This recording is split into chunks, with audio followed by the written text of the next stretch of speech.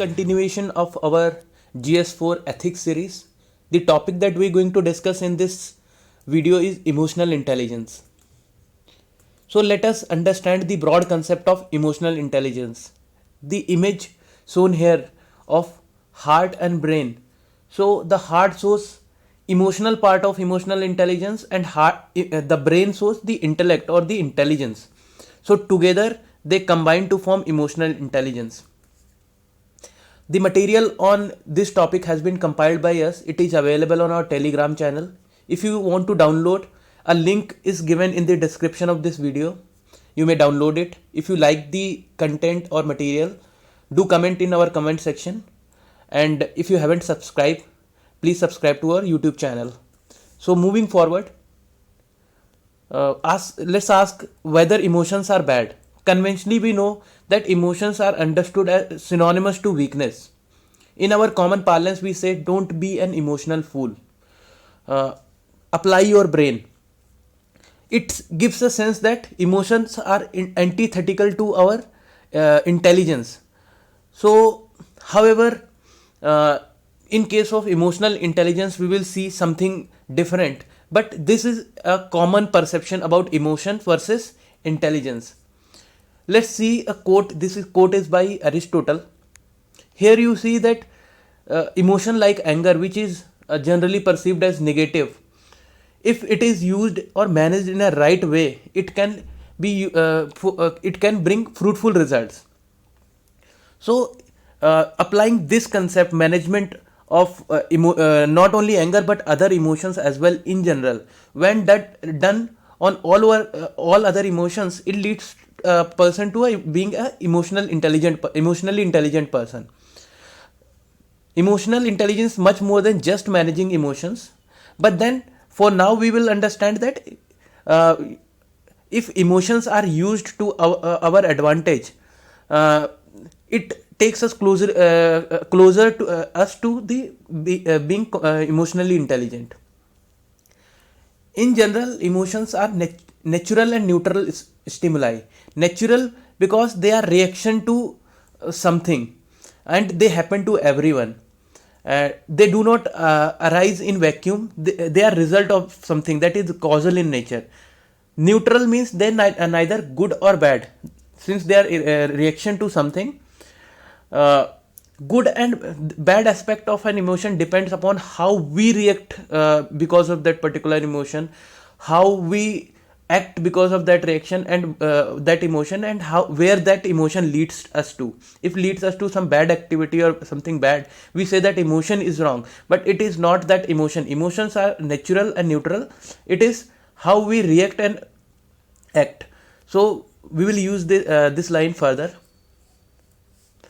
A question was asked on our Telegram channel for people to write answer on, and most from the answer what we observed was that since the ongoing topic was emotional intelligence, most people tried to explain emotional intelligence in answer to this quote. In real exam scenario, you may not be able to first of all infer from which topic this quote has been particular quote has been asked. So try not to explain a particular concept when a question is asked on a quote. Rather, make subtle references to different syllabus keywords.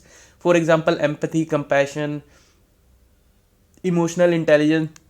All those things you could have touched upon, but mainly you should have explained this, what this particular quote means. That way you can score better marks.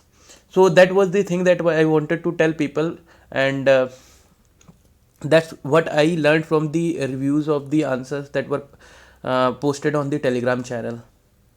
This is my answer. If you like it or don't like it, please comment in the section what improvements can be made, what you think could have been better, and you can tell your ideas and points in the comment section. In this graph, we want to discuss something about emotions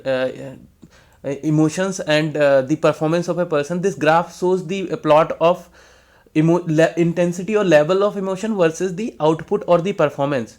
So you see that when the emotions are very low, the output remains low. When the emotions are at the other extreme, that is very high, the output again falls. So output is maximum or maximized at certain moderate level of emotion, that is called moderate level of arousal led to better performance. So you can draw that this diagram and in the questions of emotional intelligence wherever you can fit it. So that I wanted to discuss. Hinge pins of AI. See, our behavior is generally affected by two important components: affective, which is associated with emotions. In the beginning of this video we saw the image of heart and brain. So affective part is associated with the heart part of it, of emotional intelligence, or affective is related to our emotions and feelings. Similarly, cognitive part is associated with the intellect, what we commonly talk about intelligence quotient, IQ. So cognitive is associated with that. So analysis, reasoning, and all those things are cognitive part of our brain. And when this cognitive and affective combine, they give rise to emotional intelligence. That is, emotional intelligence is combination of these two components. That is, applying our intelligence over our emotions and something fruitful and productive comes out of it, then it is called emotional intelligence. So cognitive plus affective forms the, that is heart plus brain forms the emotional intelligence. This is a statement by Daniel Goleman. You can quote as it is and try to remember it. Daniel Goleman is prominent author on this subject of emotional intelligence.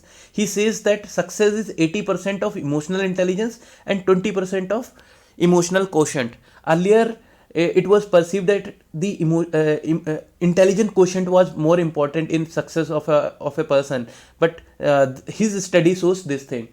A link to article by Daniel Goleman, which was written recently, has been given in the description of the video. If you want to learn about the concept developed by Daniel Goleman and his want to further idea on the concept of emotional intelligence, you can read that article. So first here we are going to discuss about the emotional. We're going to discuss the definition of emotional intelligence. You see the definition has been highlighted in two colors. The first talks about the self and the second talks about the other. So in the first part of the definition, it is capability of a person to understand or manage his or her emotions. By it means that you need to understand your own emotion. For understanding, you have to identify your emotion, become aware of it, and then you have to manage emotion. By it simply means, for example, if you are angry, you need to understand that you have to be aware that you are angry. Once you are angry, you have to understand the reasons behind why you are angry, and once you understand the reason, you try to manage it, rather ruminating over the your anger and getting depressed about it and feeling bad about it. You try to manage it, try to divert your mind, try to use that feeling of anger to do something productive and for motivating yourself. So that would be managing. Now this is with respect to self. If you are emotionally intelligent, you will not manage and understand emotion of yourself only, but of others as well, to with whom you interact, you come encounter with, so as to have better social relationship. For example, if you are dealing with a client, so you need to understand his or her emotions, and then manage his emotions and ultimately achieve something good from that relationship. Now we're going to talk about some theoretical aspect of AI. Though UPSC has so far not asked a question from this on these models, however, previously a question was asked on justice and specifically with respect to John Rawls. So UPSC may ask even these models. The first model developed by Mayer and Salovey. In fact, they are the people who coined the term emotional intelligence. Their model, I remember it as PUMU, P-U-M-U. So the first term P means perceive, that is to being aware of the emotions that you are experiencing or emotions of others. Then understanding meaning and the reason behind why those emotions have come up, and then managing those emotions, how they are not, how to manage those emotions so that they do not lead to harm you or some kind of negative impact on you, and they can be managed to a proper level so that result into something fruitful. And then ultimately use. So when you perceive, understand, manage emotions, you use this aspect into some successful social relationship and something better outcomes and effective outcomes. So these are this is 4 branch model developed by Mayer and Slove. The next is by Daniel Goleman. These are the 5 component explained by him. As I said earlier also, there is a link to article by Daniel Goleman where this model is explained in detail. You can read that article, and although these points are self-explanatory, you can pause the video and read them. We'll move forward due to paucity of time. Next is general need of EI. See, EI, UPSC can frame a question, ask question in a way that first it will ask to describe the concept of EI and then its application. So it can ask for general application or with respect to civil services. So if it asked with respect to general application of EI, these are the things that you can explain and write. These are self-explanatory. You can add to this list from lexicon or other books and try to remember them. Use of EI with respect to civil services and civil servant, we can discuss a bit. See, we can discuss use of EI in civil services at different level. For example, at organizational level, so a civil servant can make better work environment in an organization because he would know how to manage the emotions of people. He would understand their queries and grievances, so that way amicable work there. Increase performance and production if the things are managed well, people's grievances are solved, conflicts are eliminated, production and performance will and satisfaction will improve. So at organizational level, these things can be achieved through EI. At administrative level, win-win model. By win-win model, for example, civil servants are involved in various policy makings, and if they understand the need, emotions and of the people, they can devise the policies that will benefit everyone and nobody will be adversely impacted by work. Similarly, teamwork. Effective communication, let us discuss. See, communication involves both verbal and non-verbal gesture. For example, a civil servant working in the area where the language spoken by people is something different from the mother tongue of a civil servant. So through non-verbal gestures, he can make effective communication.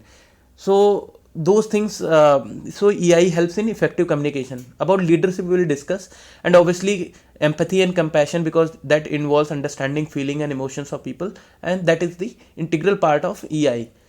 So at personal level, a civil servant works in have huge responsibilities, both personal and private. So better work management, time management, conflict management, intrapersonal conflict, personal professional goals can be can be harmonized, not prone to aggression. Nowadays we have seen many videos going viral wherein the public servant are seen to be inflicting violence upon people, vulnerable people especially. So and that brings bad name to the organization. So if a emotionally intelligent person is, even if the other person had done wrong, he would control his emotion, because nowhere it is allowed that a government servant should use a physical violence on a vulnerable person.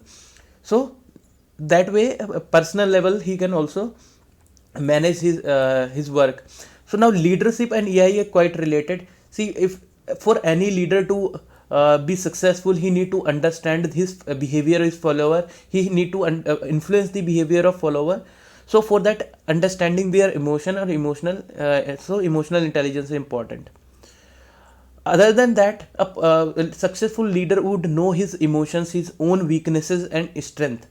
Being a self-aware, that is also part of EI and part of leadership as well. A leadership quality also involves optimism to optimum degree. So again, EI and so these things you can link with the leadership and EI. EI and leadership is quite related. Wherever you write, try to bring this aspect up. So let's discuss some of the previous year questions. Not discuss, just see that almost frequently question have been asked, so you can expect in future as well. Questions are mostly direct, emotionally.